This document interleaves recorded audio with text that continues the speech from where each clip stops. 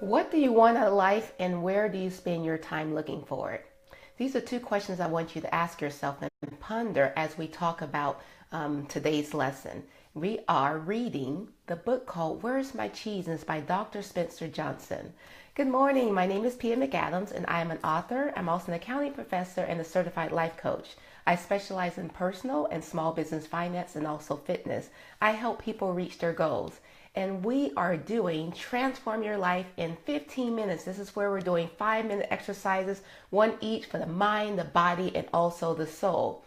And so for today's portion of the mind, again, we're reading the book called Where's My Cheese by Dr. Spencer Johnson. Now, this is actually a little short book, like it literally takes you less than an hour to read, but it's a short parable that talks about profound proofs about change. Okay, so this is about change. Keep in mind in our journey, what we talked about yesterday, where we are in our transformation is we have to look at how we handle change. And so this is actually a really good book to discuss for this month about changes, because there will be changes in your life. All right, so let's talk first about the characters in the book. All right, so the characters in the book, there's actually only 4 characters in the book. Like I said, it's a really short book. And for those of you that's read it before, I highly invite you to read it again, because as I mentioned yesterday, where you are when you first read the book, I'm hoping that you're different, that you've grown since then. So even if you read the book a year or two ago, maybe it was several years ago, hopefully you've changed and have grown since then. And so now what you're going to find is that when you reread or revisit this book, you're going to have different insights to it. Okay, so again, it's a really short read, but it's going to give you a profound look at how you embrace, or how you handle change, I should say. All right, so let's talk about the characters. The first characters are 2 mice. The first one, his name is Sniff. Okay, so Sniff, we're going to call him the acceptor. Now, Sniff is one, he actually sniffs out change before anyone else. Okay, now keep in mind, think about these characters as I'm talking about them. Okay, so Sniff, he has the ability to sniff out change before anyone else. He also has the ability to sense and respond to that change. And sense is what these people, he gets excited about change, and he wants you to get excited as well. Okay, so that's the Sniff, and again, we're going to call him the acceptor. Now, the second character, the second mice, his name is actually Snuff. Snuff. Sniff and Snuff. Where did Snuff come from? Where did Snuff come from? I don't know. His name is not Snuff. His name is Scurry. Okay, so we have Sniff and Scurry. I think because I needed to sniff, and anyway. His name is Scurry. All right. Now, Scurry, he's one of these that, that loves, again, he embraces change. Okay. Now, Scurry, I'm going to start calling him Snuff. Scurry has the ability to run.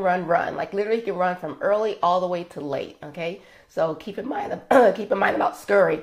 Excuse me for a second. Now, Scurry, he gets frustrated when there's change, but his goal is to run around it and just punch right through them. All right. So we have Sniff, the acceptor, and we have Scurry, who's the enthusiast. All right. So he's going to be the enthusiast. Now, the other 2 characters in the book, they're little people. All right. So they represent like little humans, but they're the size of mice. Now, the first one, his name is Him. Now, Him is a destructor. Him just totally does not like change. He doesn't embrace it at all. Matter of fact, he's adamant about change. He doesn't adamant about not having change. He longs for stability and consistency. Okay, and basically his reaction is one out of fear. All right, so that's Him. He's the destructor. And then the last character is going to be Ha. Now, Ha is actually known as the resistor. Now, as the resistor, he's kind of resistant to change. It's more so,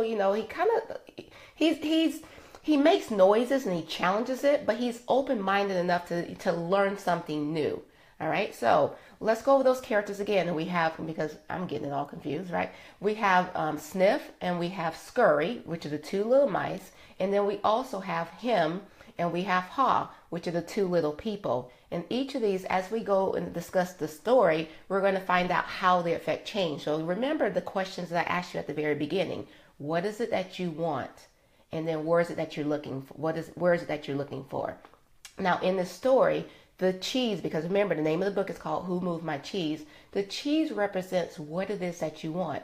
So once again, just kind of think about it. The thing about sniff and sniff and scurry, and also him and ha, they actually represent the parts of us, right? So in other words, you're going to be able to identify yourself with each of those characters, because it's not like every time there's change you react one certain way. There may be certain times, well, maybe you do, but maybe you don't. Maybe there's sometimes you're embracing change and sometimes you're resistant to change. Okay, so I want you to understand that you're going to find different parts of yourself in each of these characters, and they represent the simple and complex parts of us. So for instance, think about little mice, right? They have little simple brains. So as we talk about the story and about the adventures that they have within this maze, which by the way is they're mice and little people, they're going to be in the maze. But as we start talking about their journeys, I want you to think in terms of like the mice are the little simple-minded people, whereas the little mice, not people, little mice are simple-minded, whereas the little people are a little more complex. You know, they have feelings, they have emotions and values and beliefs.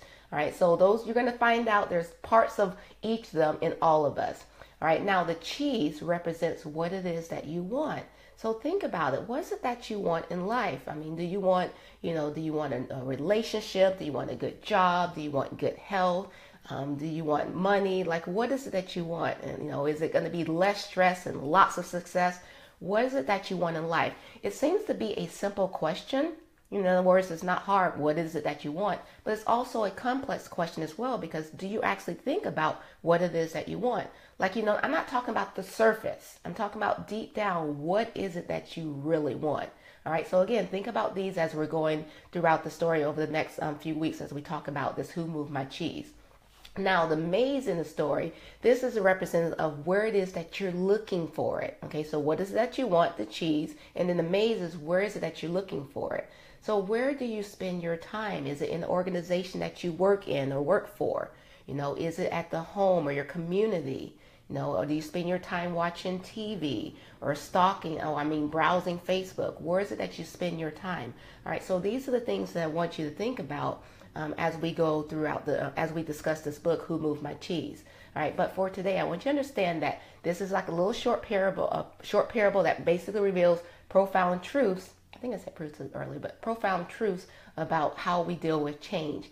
And I guarantee you, by the end of this discussion, it's going to change the way that you think about change. All right, so for today, just think about these two questions: what it is that you want, and where it is that you look for it. All right. All right, so that concludes our little talk. Did I make it? I think I did. I think I'm a little over, but that's okay. All right, so how you guys doing today? Happy Wednesday. I can't believe, oh my gosh, like seriously, it seems like the time is moving by so quickly. Like just yesterday it was Monday and even then, like look at it, it's already the middle of October. By the way, I want to kind of give a shout out to my sister, my baby sister. Today is her birthday, so happy birthday, Sherry. I love you. All right, so how you guys doing? I want to thank you. This has been happening, and never mind, you already know I drink water. But this is what started happening to me last night when I was teaching. And like all of a sudden, I was like, these words that are coming up are just like kind of like out there. Guess what? I almost forgot my phone. That hasn't happened in a while. But I want to thank you for taking the time to watch this live broadcast. And for those of you that are watching recording, I want to thank you as well for taking the time to watch it. Remember, in this Transform Your Life in 15 Minutes, it's all about doing little things, baby steps, 5 minutes at a time. So 5 minutes to focus, one on your mind, one on your body, and one also on your spirit, your soul. So next we're moving on to the body portion, and this is going to be the yoga. Let's go ahead and start off in tabletop. I kind of like the tabletop. And then immediately after yoga, we're going to go right into the meditation. We're going to be doing a 2-minute meditation. I'll kind of give you some instructions just before we get started. But right now, go ahead and get into tabletop. That means you're going to be on your hands and knees. Once you have a neutral spine, take a couple breaths to get yourself grounded. And then I want you to set an intention, what it is that you want to accomplish for this next 5 minutes. And remember, yoga and also meditation, these are both practices. So I invite you to join me, okay? All right, let's get started.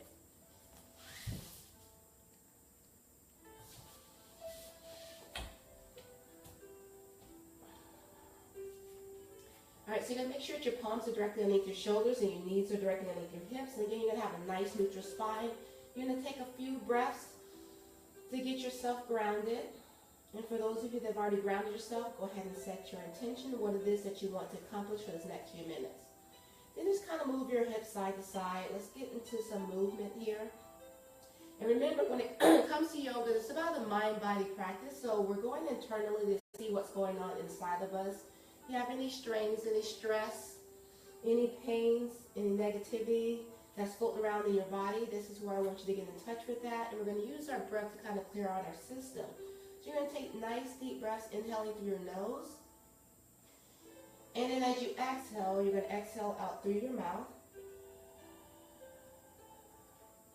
And again, just kind of direct your breath to those tight areas, the negativity, the stresses that you feel in your body. All right, so return to neutral spine. Take a deep breath in. And as you exhale, I want you to drop your chin down to your chest. I want you to round through your spine. Tuck the tailbone under. And as you inhale, your head and chest comes forward. Your belly drops down toward the mat. Relax your shoulders. Tailbone sticks out to the back of the room.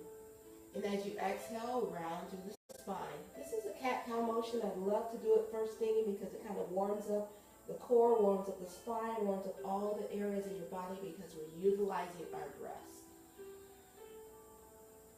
Now this time as you exhale, I want you to curl those toes under, and I want you to take it to downward facing dog, also known as Adho Mukha Savasana. I want you to start pedaling those legs.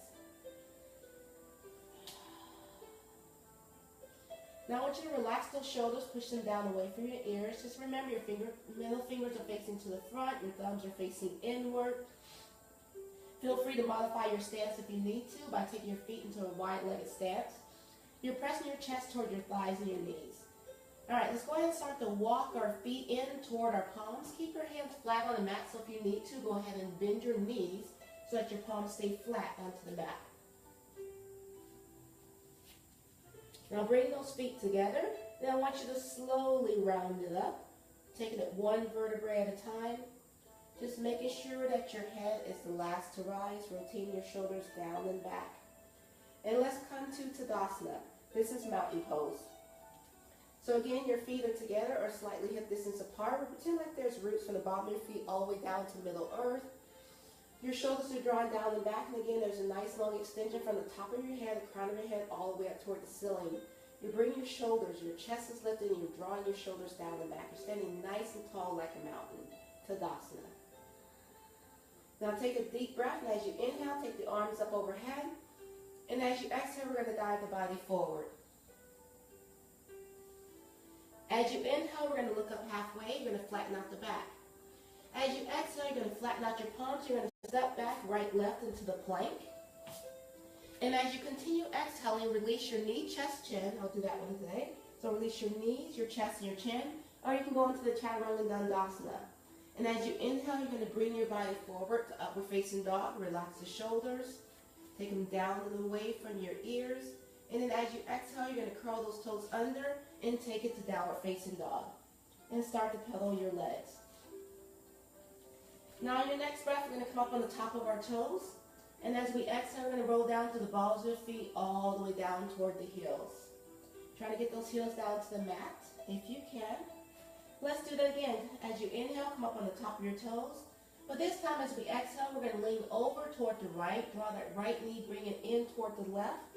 And you bring your chest toward that left thigh and knee.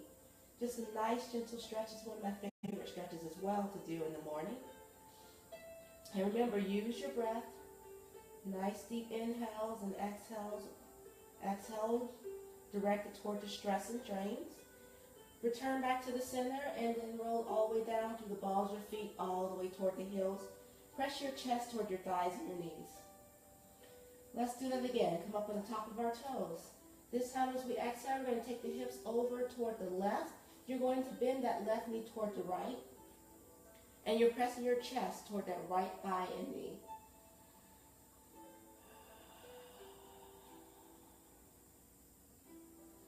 And then let's return back to the center.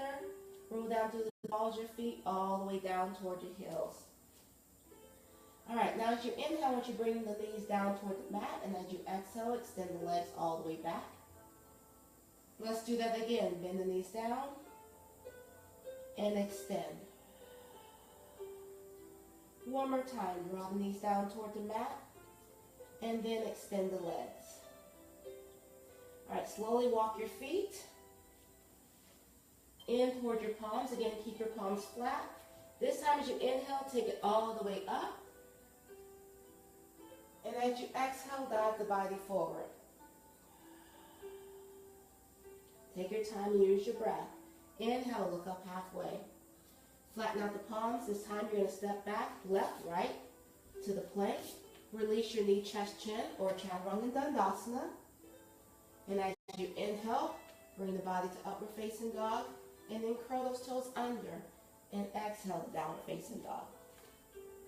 Now as you inhale, we're going to draw that right knee into your chest. And as you exhale, extend that right leg all the way back. Let's do that again. As you inhale, right knee comes in toward your chest. And as you exhale, extend that leg back. Trying to get it just a little further, a little up, a little higher. And point the toes. One more time. Draw that right knee into your chest.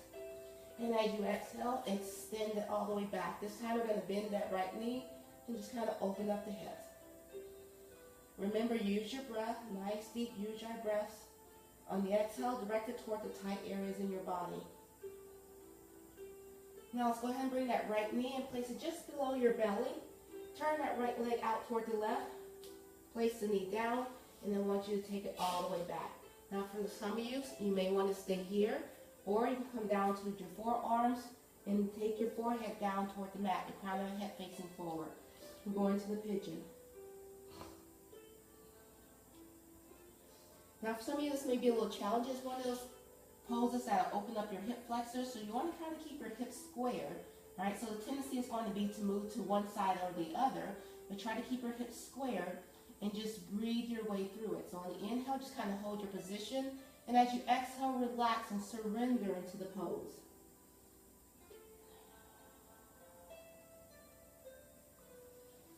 All right, come up on the palms, draw the shoulders down and back. Curl the left toe under, and let's take it back to downward facing dog.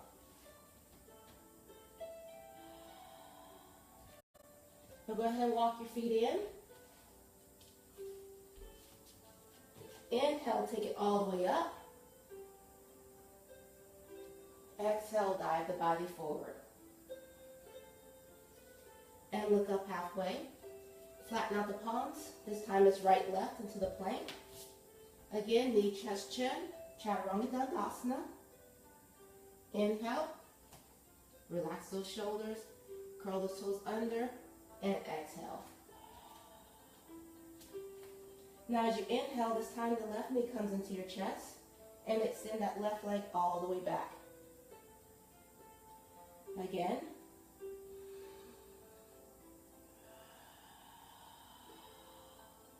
Try to use that full breath.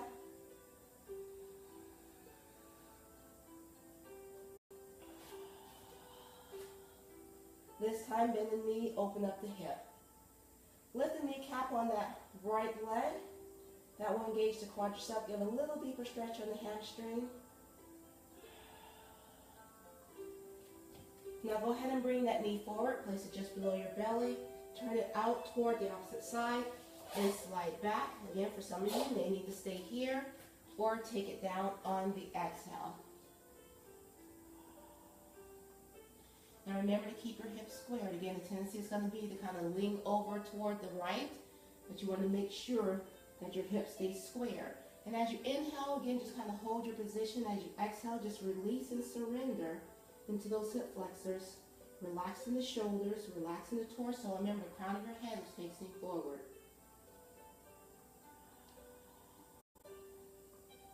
Now be patient and be kind to yourself. It's not uncommon for one side to be tighter than the other. Just use your breath and direct it toward that tight area. All right, come up on the toe, palm up, and let's take it to the plank. Kind of hold this here and breathe. Now let's go ahead and exhale the downward facing dog. Go ahead and walk your feet in. And then inhale, take it all the way up. And then dive the body forward. Place your palms flat, walking out to the edges of the mat. And as you exhale, release the tailbone down toward the mat. Using the elbows to push out on those inner thighs. Bring the palms together at heart center. Bow your head down to Malasana.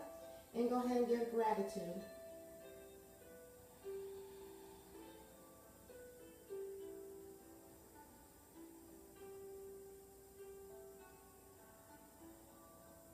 Now release the palms down toward the mat. And then take them behind you as you slowly start to transition yourself to a comfortable seated position facing to the front. Making sure that you're on your sits bones, not the fleshy part of your bottom. Fingertips are down, chest is lifted, shoulders are drawn down and back as well. As we inhale, we're going to take the arms up overhead. And as we exhale, release the fingertips down toward the mat. Let's do that again. Inhaling and exhaling. All right, one more time. Draw the breath in, bring in all that positive energy. We're going to greet the palms together at the very top. And as we exhale, bring the palms together. All that positive energy toward the heart center. And namaste.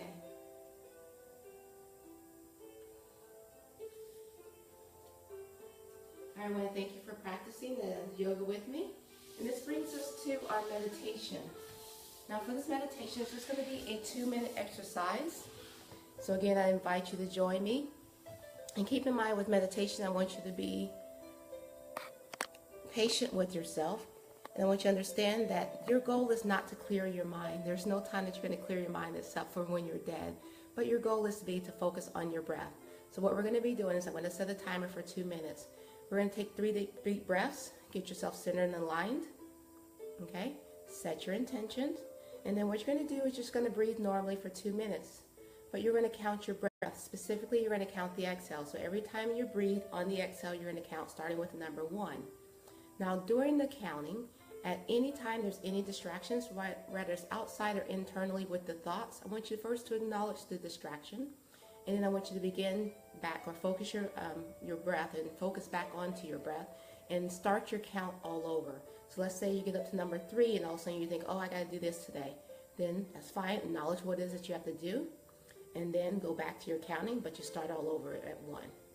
All right, so let's go ahead and take a nice deep breath. Get yourself comfortable. Let's get ourselves grounded. Take a deep breath, inhale into your nose. And exhale. Again, inhaling. And exhale.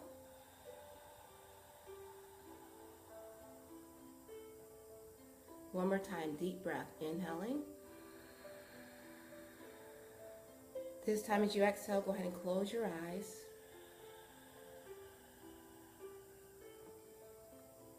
And begin counting.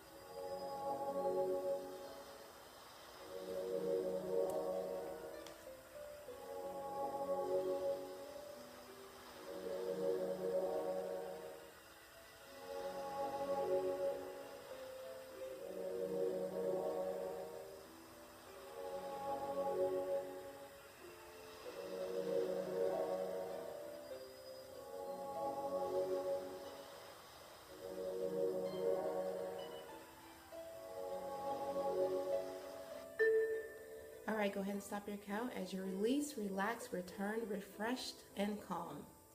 You've done something good for yourself today. All right, so how'd you do today? Hopefully it's getting better. Again, as you're doing this 2-minute exercise. Again, I invite you to do this a couple times, at least a couple times a day. I guarantee you, okay? I can almost promise you that you will make profound changes by just taking the time to do this just a couple times a day. It's so profound, in fact, that it's kind of sad that people don't want to do it. Like, you're like, okay, I believe you, but I just don't have time. Make the time for yourself because you are important. All right, so for your word today is adventurous. So I want you to have an adventurous day today. And I will see you the same time tomorrow. Bye.